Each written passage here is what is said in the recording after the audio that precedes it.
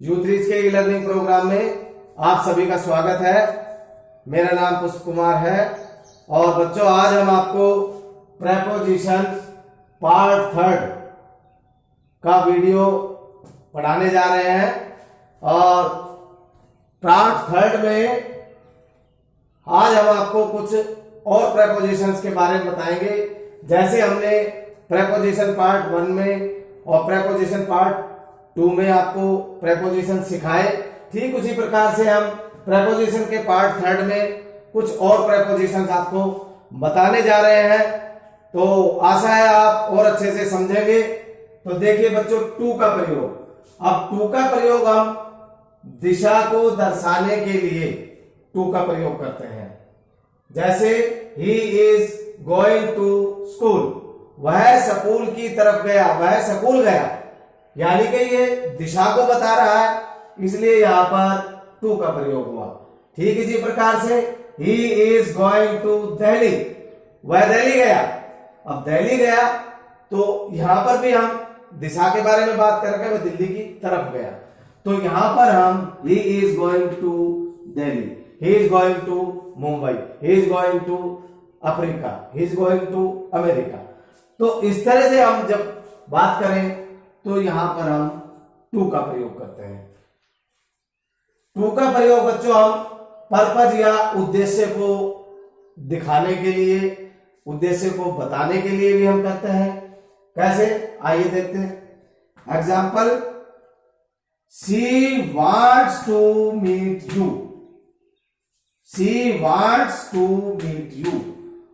अब देखिए, she wants, वह मिलना चाहता है। क्यों मिलना चाहता है? उद्देश्य क्या है? टू मीट यू, आपसे मिलने के लिए। तो यहां पर टू का प्रयोग हुआ। और वी अर्न टू लाइव, हम कमाते हैं। क्यों कमाते हैं? टू लिव, जीवित रहने के लिए। तो यहां पर हमने टू का प्रयोग किया।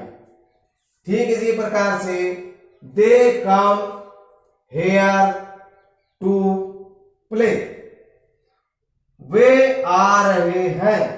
क्यों आ रहे हैं? टू प्ले, खेलने के लिए।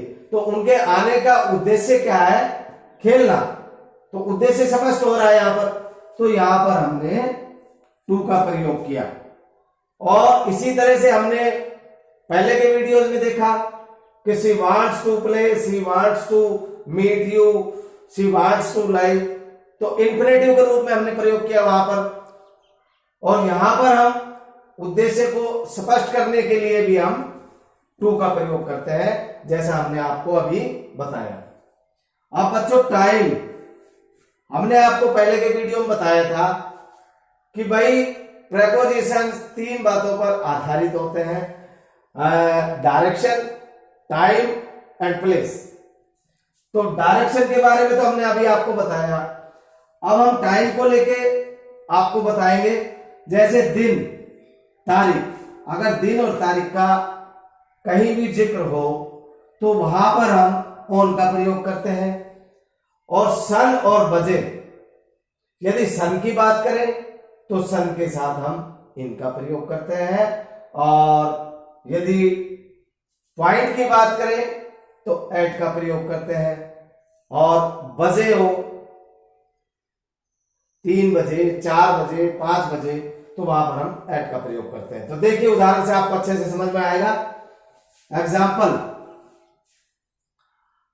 He will come on Sunday, he will come on Sunday. तो यहां पर दिन है, कौन सा दिन है? संडे। तो यहां पर ऑन आया, he will come on Sunday, तो ऑन का प्रयोग हुआ। क्यों हुआ बच्चों? क्योंकि यहां पर दिन संडे है।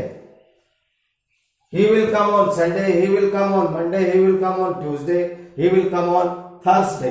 तो जब दिन की बात करें तो यहां पर हम ऑन का प्रयोग करेंगे प्रेपोजिशन के रूप में। देखिए, they met me on Friday, वे मुझसे मिले कब?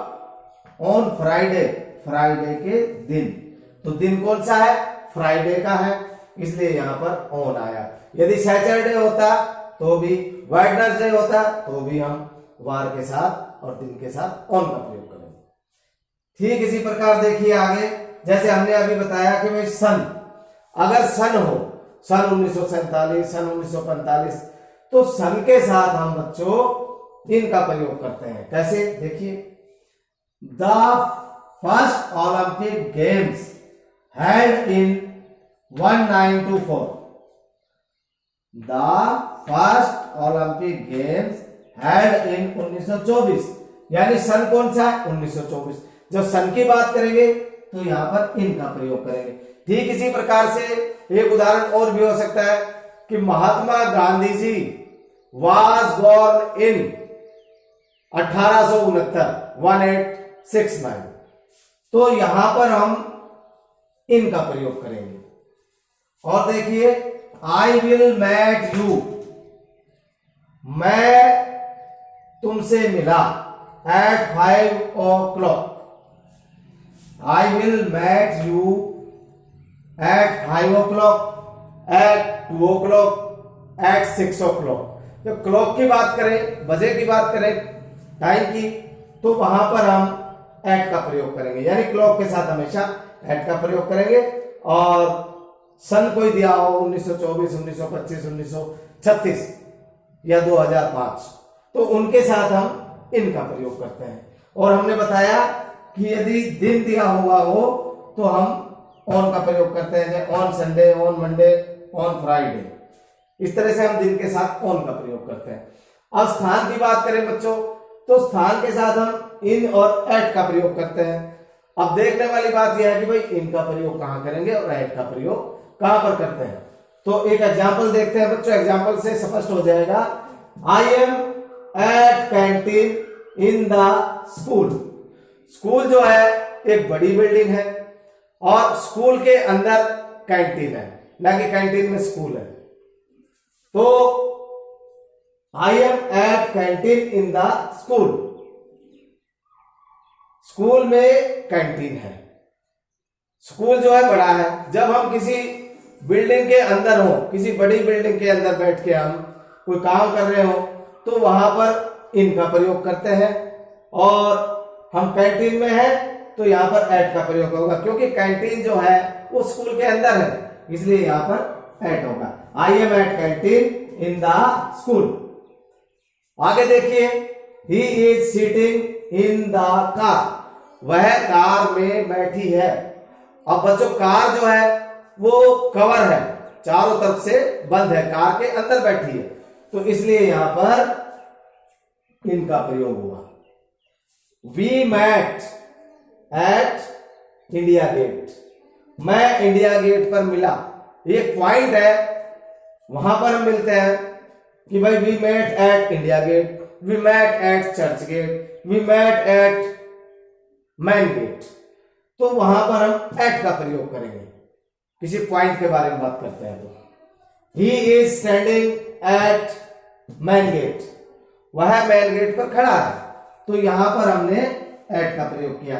तो बच्चों, आज हमने प्रेपोजिशन के पार्ट थर्ड में टू का और ऑन का और एट का और इन का प्रयोग हमने प्रेपोजिशन पार्ट थर्ड के माध्यम से सीखा।